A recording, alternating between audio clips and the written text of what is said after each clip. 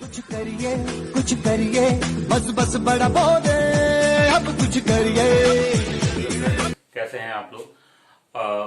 हम लोग जो चैप्टर कवर कर रहे हैं इकोसिस्टम, उसमें स्ट्रक्चर एंड फंक्शन इकोसिस्टम का पढ़ना स्टार्ट किया था। आपको बताया था कि इकोसिस्टम फंक्शंस जो है वो मेनली 4 टाइप्स के होते हैं और उसमें एक कॉन्सेप्ट प्रोडक्टिविटी आपने पिछले वीडियो लेक्चर में कवर किया था। इसके बाद जो आपको पढ़ना है वह है डिकम्पोजिशन, फिर हम लोग एनर्जी फ्लो कवर करेंगे और हमारा इसमें का लास्ट सेगमेंट क्या होगा, न्यूट्रिएंट साइक्लिंग। चलिए हम लोग स्टार्ट करते हैं। डिकम्पोजिशन, इस डिकम्पोजिशन को ही हिंदी वाले अपघटन कहेंगे। डिकम्पोजिशन या अपघटन। अब समझते हैं हम लोग कि ये डिकम्पोजिशन या अपघटन होता क्या है। तो देखो, जितने भी प्लांट रिमेन्स हैं, प्लांट रिमेन्स का मतलब हुआ कि जो प्लांट के डेड पार्ट हैं, प्लांट के मरे हुए भाग हैं, प्लांट की पत्तियां हो सकती हैं, लीव्स, या उनके ट्विक्स हो सकते हैं, टहनियां हो सकती हैं, तना हो सकता है, फ्रूट हो सकते हैं, नहीं रूट्स हो सकता है। प्लांट का कोई भी भाग या पूरा का पूरा प्लांट ही हो सकता है जो डेड हो गया है, मृत हो गया है, वह प्लांट। तथा साथ में एनिमल रिमेन्स, एनिमल रिमेन्स का मतलब हुआ कि जैसे मान लो कि कोई भी एनिमल है, ऑर्गेनिज्म है, उसके फीसेस वगैरह हैं, मल त्याग करता है तो फीसेस वगैरह हैं, या फिर एनिमल का डेथ हो गया तो पूरा एनिमल बॉडी है। ये जितना भी ये प्लांट और एनिमल रिमेन्स हैं, जो डेड पार्ट हैं प्लांट और एनिमल के, इनमें ऑर्गेनिक मैटर होता है, कार्बनिक पदार्थ होता है, ऑर्गेनिक मैटर होता है। नहीं, ये जो ऑर्गेनिक मैटर है आप देखे होंगे कि धीरे धीरे अगर ये सड़े नहीं, अगर यह टूटे नहीं, अगर यह खंडित नहीं हो, तब तो पृथ्वी जो है, ये अर्थ जो है वो पूरी तरह से इन्हीं से भर जाएगी। लेकिन ऐसा होता नहीं है। धीरे धीरे आप देखते हैं कि जितना भी ऐसा प्लांट और एनिमल लिविंग है, कोई मरा हुआ एनिमल है, कहीं कूड़ा पड़ा हुआ है, आप धीरे धीरे देखते हैं कि वो क्या हो जाता है, वो उसका वॉल्यूम, उसका आयतन घट जाता है और वो समाप्त हो जाता है। नहीं तो आखिर कैसे होता है, क्या होता है? तो ये जो प्लांट और एनिमल रिमेन, इनको हम कह रहे हैं, धीरे धीरे समय के साथ ये चेंज हो जाते हैं। किसमें? तो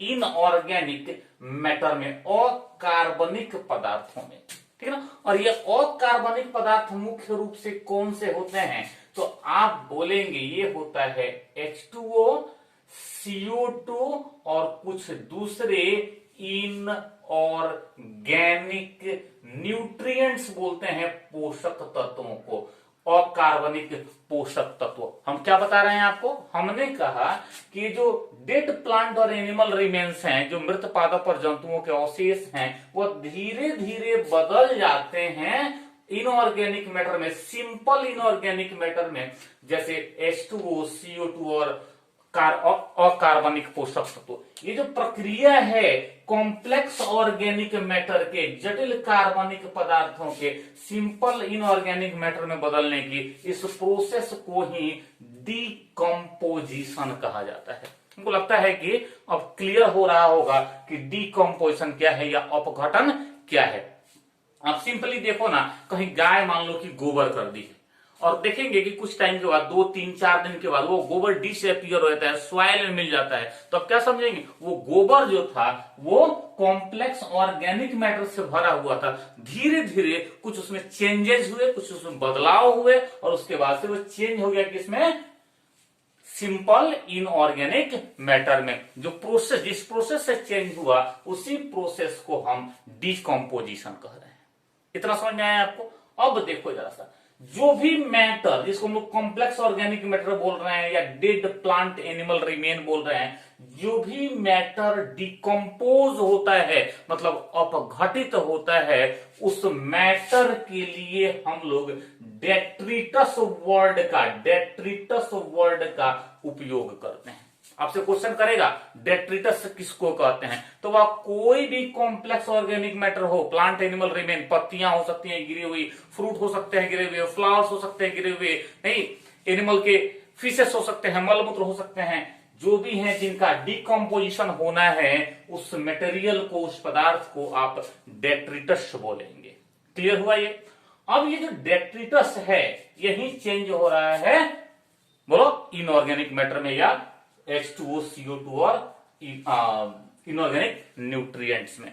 चलिए अब ये जो प्रोसेस है, ये जो डिकम्पोजिशन का प्रोसेस है, ये 5 स्टेप्स में कंप्लीट होता है। ध्यान रखना है, हमने तो सिंपल डेफिनेशन बोल दिया नहीं, लेकिन इसके जो चेंज का प्रोसेस है, ये जो डिकम्पोजिशन का प्रोसेस है, वो टोटल 5 चरणों में पूरा होता है। ये 5 स्टेप्स डिकम्पोजिशन के कौन कौन से हैं ये आपको समझना है। हम लोग बहुत आसानी से यहां पर 5 स्टेप्स को देख लेंगे और आपको समझ में आ जाएगा। देखो सबसे पहले जरा सोच के देखो, सबसे पहले क्या होता है, तो कोई भी जो डेट्रिटस, अब बोलिए जाए डेट्रिटस किसी भी टाइप का हो, नहीं पत्ती हो कुछ भी हो, तो क्या है कि सबसे पहले वह छोटे छोटे टुकड़ों में टूट जाता है। आप देखेंगे एक बड़ी सी पत्ती गिरी, वो धीरे धीरे छोटे छोटे से टुकड़ों में टूट जाती है। आखिर कैसे ये पॉसिबल होता है? आप बोलेंगे कि सबसे पहले क्या होता है उनका, तो फ्रेगमेंटेशन होता है। फ्रेगमेंटेशन होता है, नहीं खंडन हो जाता है, टूट जाता है। ये जो फ्रेगमेंटेशन या खंडन है, यह जीवों के द्वारा किया जाता है, ऑर्गेनिजम्स के द्वारा किया जाता है। जो भी ऑर्गेनिज्म, जो भी जीव फ्रेगमेंटेशन, डेट्रिटस का फ्रेगमेंटेशन करते हैं, उनको डेट्रीवोर्स कहा जाता है। डेट्रिटस का फ्रेगमेंटेशन करने वाले ऑर्गेनिज्म को हम लोग डेट्रीवोर्स कहते हैं। सबसे प्रसिद्ध उदाहरण, सबसे पॉपुलर एग्जांपल आपको बताया है, यह होते हैं अर्थवर्म, जिनको केंचुआ कहते हैं। अर्थवर्म या केंचुआ। आपसे ये भी क्वेश्चन कर सकता है कि फर्स्ट स्टेप डिकम्पोजिशन का कौन सा है, पहला चरण कौन सा है? आप बोलेंगे फ्रेगमेंटेशन। ये क्लियर हुआ? फ्रेगमेंटेशन क्या है? जब एक बार फ्रेगमेंटेशन हो गया, मतलब एक बार जब ये कॉम्प्लेक्स ऑर्गेनिक मैटर जब छोटे छोटे टुकड़ों में टूट जाते हैं, तो क्या होता है, उसी समय में उस ऑर्गेनिक मैटर में, डेट्रिटस में, जो घुलनशील सोल्यूबल इनऑर्गेनिक मैटर होते हैं, वो देखेंगे कि सॉइल के अंदर खुद ही क्या हो जाते हैं, इंटर हो जाते हैं। इस प्रोसेस को हम लोग बोलते हैं लीचिंग। सेकेंड स्टेप होता है लीचिंग। ये साथ साथ चलते रहता है। लीचिंग में क्या होता है बताओ? तो लीचिंग एक प्रोसेस है जिसमें कि ये जो प्लांट और एनिमल रिमेन्स है, मतलब डेट्रिटस है, इसमें उपस्थित घुलनशील soluble organic matter, sorry inorganic जो न्यूट्रिएंट्स होते हैं, वो सॉइल के अंदर में, मृदा के अंदर में प्रवेश कर जाते हैं। तो सेकेंड स्टेप लीचिंग हुआ। थर्ड स्टेप इसका कौन सा होता है? थर्ड स्टेप में आप बोलेंगे कि इसका तीसरा स्टेप है कैटाबोलिज्म। कैटाबोलिज्म थर्ड स्टेप इसका है, कैटाबोलिज्म। अब जरा समझना कि ये कैटाबोलिज्म क्या है। आपको बताया था कि भाई ये जो ऑर्गेनिज्म, जो जीव होते हैं, वो 3 टाइप्स के होते हैं, प्रोड्यूसर्स, कंज्यूमर्स और डिकम्पोजर्स, नहीं अपघटक। तो ये जो डिकम्पोजर्स हैं, अब उनका रोल यहाँ डिकम्पोजिशन के प्रोसेस में होता है। डिकम्पोजर्स में बैक्टीरिया आते हैं और सैप्रोफाइटिक फंजाई आते हैं। इनके जो एंजाइम्स हैं, इनके द्वारा जो रिलीज किए गए, छोड़े गए एंजाइम्स हैं, वह एंजाइम अब क्या करते हैं कि जो कॉम्प्लेक्स ऑर्गेनिक मैटर है उस पर एक्शन दिखाना शुरू करते हैं और उनको धीरे धीरे क्या करते हैं, तो सिंपल इनऑर्गेनिक न्यूट्रिएंट्स में बदल देते हैं। इस प्रोसेस को ही हम लोग कैटाबोलिज्म कहते हैं। आप बोलेंगे कि कैटाबोलिज्म एक एंजाइम बेस्ड प्रोसेस है, एंजाइम्स पर आधारित प्रोसेस है, जिसमें कि complex organic matter simple organic matter में या न्यूट्रिएंट में परिवर्तित होता है। ये एंजाइम्स कहां से आते हैं? तो ये आते हैं डिकम्पोजर्स से, मतलब बैक्टीरिया और सैप्रोफाइटिक फंजाई से। क्लियर हुआ इतना? अब देखना जरा सा, अब ये तीनों ही प्रोसेस, ऐसा देखा जाता है कि ये तीनों ही प्रोसेस फ्रेगमेंटेशन, लीचिंग और कैटाबोलिज्म, ये साथ साथ लगभग चलते रहते हैं। नेचर में ये साथ ही साथ चलते रहते हैं। जो फोर्थ प्रोसेस है, इसमें का जो चौथा प्रोसेस है, उसको बोलेंगे आप ह्यूमिफिकेशन। ह्यूमिफिकेशन देखिए जरा सा, ह्यूमस का नाम आप लोग सुने होंगे। ह्यूमस का नाम आप लोग सुने होंगे, सही? तो ये ह्यूमस क्या होता है? ह्यूमस क्या होता है? ह्यूमस कहां से आता है? आप समझिएगा कि ह्यूमस क्या है, तो डीप कलर के, गहरे रंग के ये सबस्टांस होते हैं, पदार्थ होते हैं। ह्यूमस बनते कहां से हैं? तो यही जो कॉम्प्लेक्स ऑर्गेनिक मैटर हैं, इनसे ह्यूमस का फॉर्मेशन होता है, और इस ह्यूमस बनने के प्रोसेस को हम लोग ह्यूमिफिकेशन कहते हैं। फिर से, ह्यूमस बनने के प्रोसेस को क्या कहते हैं हम लोग? ह्यूमिफिकेशन कहते हैं। ध्यान रखना है कि ह्यूमस में ढेर सारे न्यूट्रिएंट्स होते हैं, ह्यूमस में ढेर सारे न्यूट्रिएंट्स होते हैं, लेकिन ह्यूमस ऑर्गेनिक फॉर्म होता है, मतलब ये अभी टूटेगा। ह्यूमस किस फॉर्म में रहता है? ऑर्गेनिक फॉर्म में, कार्बनिक रूप में रहता है। ये फिर टूटता है तो फिर से क्या हो जाता है? इनऑर्गेनिक न्यूट्रिएंट्स निकल जाते हैं। तो ह्यूमस निर्माण के प्रोसेस को ह्यूमिफिकेशन कहा जाता है। ह्यूमिफिकेशन कहा जाता है। चलिए, एक बार जब ह्यूमस बन गया तो फिर फाइनली इसका ब्रेक डाउन होना है, पूर्ण रूप से इसको टूट जाना है इनऑर्गेनिक मैटर में, जिस प्रोसेस को हम लोग मिनरलाइजेशन कहते हैं। मिनरलाइजेशन, इस मिनरलाइजेशन में जो ह्यूमस है वह पूर्ण रूप से इनऑर्गेनिक न्यूट्रिएंट में, मतलब पोषक तत्वों में, न्यूट्रिएंट्स में टूट जाता है। मतलब ये जो ह्यूमस है ये फाइनली CO2, H2O और अदर न्यूट्रिएंट्स में टूटता है। ठीक है, तो टोटल डिकम्पोजिशन के 5 स्टेप्स हमने देखे। सबसे पहला फ्रेगमेंटेशन, जिसमें कि डेट्रीबोर्स डेट्रिटस को ब्रेक करते हैं। साथ ही साथ ये जो डेड प्लांट एनिमल रिमेन्स है, जो डेट्रिटस है, उसमें present soluble inorganic matter soil में मिल जाता है। प्रोसेस को लीचिंग कहते हैं। उसके साथ क्या होता है कि जो सेप्रोफाइटिक फंजाई और बैक्टीरिया होते हैं, उनके द्वारा रिलीज एंजाइम से ऑर्गेनिक मैटर ब्रेक होते हैं, और ब्रेक होकर के सिंपल इनऑर्गेनिक मैटर में चेंज हो जाते हैं। प्रोसेस को कैटाबोलिज्म बोलते हैं। आगे चल करके ह्यूमस फॉर्मेशन होता है। कुछ जो कॉम्प्लेक्स ऑर्गेनिक मैटर होते हैं उनका ह्यूमिफिकेशन होता है, जैसे कि डीप कलर्ड सबस्टांस बनता है, इसको लोग ह्यूमस कहते हैं। इस ह्यूमस में ढेर सारे न्यूट्रिएंट्स होते हैं। फाइनली ये ह्यूमस चेंज हो जाता है CO2, H2O और न्यूट्रिएंट्स में डिकम्पोजर्स के हेल्प से, जिस प्रोसेस को मिनरलाइजेशन कहा जाता है। आपने देख लिया कि कैसे होता है डिकम्पोजिशन। अब देखिए, डिकम्पोजिशन का जो प्रोसेस है, अपघटन की जो प्रक्रिया है, उसको कौन कौन से ऐसे फैक्टर हैं जो प्रभावित करते हैं, कौन कौन से ऐसे कारक हैं जिनसे डिकम्पोजिशन की प्रक्रिया, डिकम्पोजिशन का प्रोसेस प्रभावित होता है। आप लिख सकते हैं यहां पर, फैक्टर्स अफेक्टिंग डिकम्पोजिशन। डिकम्पोजिशन को अफेक्ट करने वाले या प्रभावित करने वाले कारक। आपको यहां पर 2 फैक्टर्स ध्यान में रखने हैं।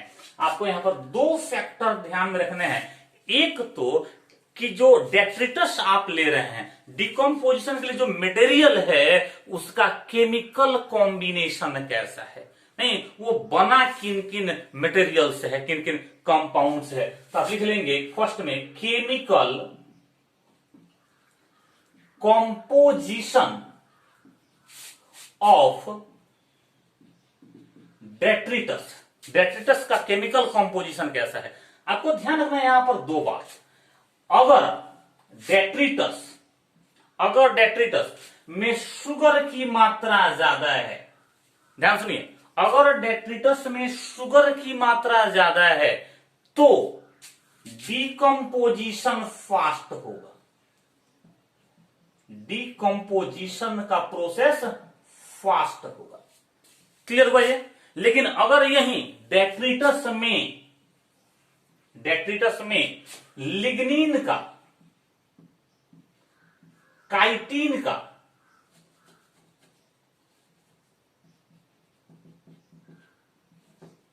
ठीक है ना, सुबेरीन का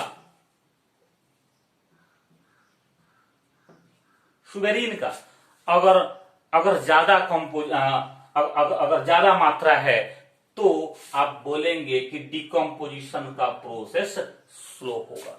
ऐसे भी देखना कि जो लकड़ी, जो वुड हार्ड होता है उसमें लिग्निफिकेशन हुआ रहता है, और लिग्निन जब उसमें ज्यादा रहता है तब तो देखेंगे कि वो जल्दी सड़ता भी नहीं है, जल्दी डिकम्पोज भी नहीं होता है, नहीं। और जो भी सॉफ्ट वुड होते हैं उनमें शुगर ज्यादा होता है, उसमें सेलुलोज ज्यादा होता है, उसका डिकम्पोजिशन क्या हो जाता है, फास्ट हो जाता है। तो एक तो हुआ केमिकल कंपोजिशन डेट्रिटस से कैसा है, दूसरे हैं इन्वायरमेंटल फैक्टर्स, सेकंड है इन्वायरमेंटल फैक्टर्स। और जरा देखना,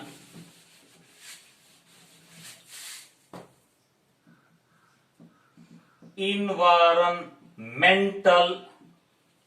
फैक्टर्स, यहां भी दो बात है। जब आप देखेंगे कि कंडीशन होगा वार्म, गर्म होगा, टेम्परेचर हाई होगा, और साथ साथ कैसा होगा, तो ह्यूमिड, मतलब नमी ज्यादा होगी। जब भी एटमॉस्फेयर में गर्मी ज्यादा होगी, नमी ज्यादा होगी, वार्म एंड ह्यूमिड एटमॉस्फेयर होगा, एनवायरमेंट होगा, तो प्रोसेस ऑफ डिकम्पोजिशन फास्ट हो जाएगा। ठीक है ना? आप देखेंगे कि बरसात के दिनों में लकड़ियां बहुत जल्दी सड़ जाती हैं, नहीं, या कोई भी ऑर्गेनिक मैटर है वो जल्दी ही सड़ जाता है। ऐसा क्यों होता है? क्योंकि गर्मी तो रहती ही है और ह्यूमिडिटी, उमस भी बहुत ज्यादा होती है, जो डिकम्पोजिशन के लिए एक अनुकूल परिस्थिति बनाती है, फेवरेबल कंडीशन बनाता है। क्लियर? और ठीक इसका उल्टा, अगर कोल्ड इन्वायरमेंट हो और साथ साथ कैसा हो, तो ड्राई भी हो, एटमॉस्फेयर में नमी भी क्या हो, कम हो, उस कंडीशन में डिकम्पोजिशन स्लो रहेगा। जितने ही ठंडे जगह पे जाओगे उतना ही डिकम्पोजिशन स्लो आपको दिखेगा। नहीं, पहाड़ों में हम लोग बोलते हैं ना कि कोई अगर लाश पड़ा हुआ है तो वो ईयर्स तक पड़ा हुआ ऐसे ही रह जाता है। क्यों ऐसा हुआ? इसका मतलब कि उस डेड बॉडी का डिकम्पोजिशन नहीं हो रहा है या बहुत स्लो हो रहा है। क्यों ऐसा हुआ बताओ? क्योंकि टेम्परेचर लो है और साथ साथ ड्राई कंडीशन है, ह्यूमिडिटी भी एटमॉस्फेयर में कम होती है। तो इस तरह से हम लोग देखे डिकम्पोजिशन को, डिकम्पोजिशन का डेफिनेशन देखा, डिकम्पोजिशन उसमें कितने स्टेप्स होते हैं ये स्टेप देखे, और फाइनली देखा कि डिकम्पोजिशन के प्रोसेस को प्रभावित करने वाले फैक्टर्स कौन कौन से होते हैं। नहीं, नेक्स्ट टॉपिक हम लोग फिर अगले वीडियो में कवर करते हैं, run faster for better life. Thank you.